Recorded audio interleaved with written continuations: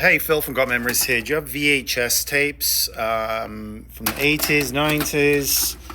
You put them in a player, or you've had them transferred by another company, and they look like this. Audio's crap, pictures looking crap, and then you got stickers on your tapes from other companies saying, hey, your tape has deteriorated, and it looks like crap. And then and then you see this, and this goes on a legacy box, Kodak, digitizing, South 3, all these cheap online box companies. I've seen files like this where it's telling the employee, hey, the heads are dirty. Now this has become dirty because the previous tape that I put in just immediately gunked up the head. It looked clean. This is very common. So if you think your tapes are pristine and everything, and you put them in a player that work perfectly on the tape before, and then the next one's gone to crap, more than likely your heads are dirty. So this one, I need to run a head cleaner through it. I need to take the top off it more than likely, and looks like that. And then you got to clean it with isopropyl. I got videos on all that. You need all of the chamois tips and all that stuff to know what you're doing. And this is why a lot of companies don't do this, because their staff are minimum wage. They don't care. They put it in, they hit play, and then that's what you get. And the other tape, the other VCR that I'm going to run this through is also clogged. See, because this particular tape I just put in before, I put it in one player and it looked like crap, and then I put it in the next player and then that looked like crap, and then both of these players are now contaminated. Even though this looks kind of normal, it isn't. You can see all these, you can't really make it out. Yeah, you can. Look at that. See, that's not even acceptable to me. That is like, no. OCD, no. Even adjusting the tracking doesn't help, because it just needs a clean. And I'm not liking that, because look, you can see that on there, and it's also on the outer perimeter, not really picking it up. Now, both of those these machines need to be pulled, unscrewed, everything, and then cleaned, and then put back together, which it's a pain in the ass. Now, this is if you are doing this yourself. And I say you need 3 of every format. So if you've got VHS, you're going to need 3 players. Because if one gunks up, and then you're not sure if it's the player or the tape, and then you've got 2 other redundancies to check and cross-reference it before you say, hey, this tape is actually shot. See, look, this is not liking it either. Sometimes at the beginning, it kind of gets going and it'll even itself out. Brother Brian and his friend Sean, and you will meet our youngest. So let me adjust the tracking. See, even adjusting the tracking, see, look, you do the channel up and down, and it's not. No.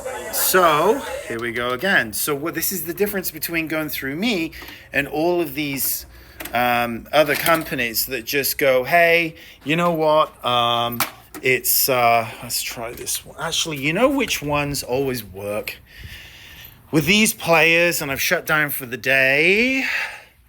Usually these are all the companies. People send me all these boxes to redo jobs constantly, and usually the cheap, crappy VCRs, I mean, they're not crappy, but they are kind of like the everyman, everyday kind of, let's have a look here.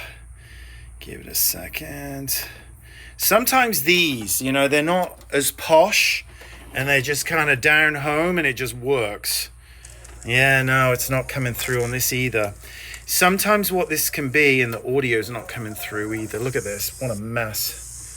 Sometimes this can be, and I'm adjusting the tracking, it's losing the picture. Oh, see, there we go.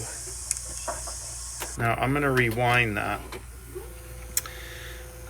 Sometimes with the heads being misaligned when it was recorded, because this looks like it was recorded from a camcorder tape, so it could have been, misaligned heads, different aligned heads with the VCR it was recorded on, but this is not the original copy. This is a copy from a camcorder tape, I can tell.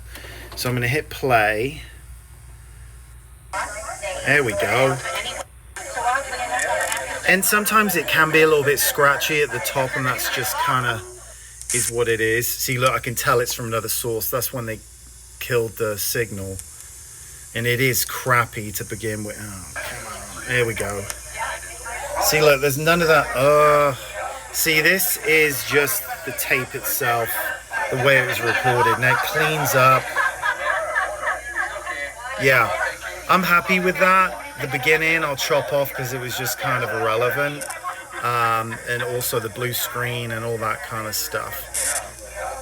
Audio's a bit scratchy.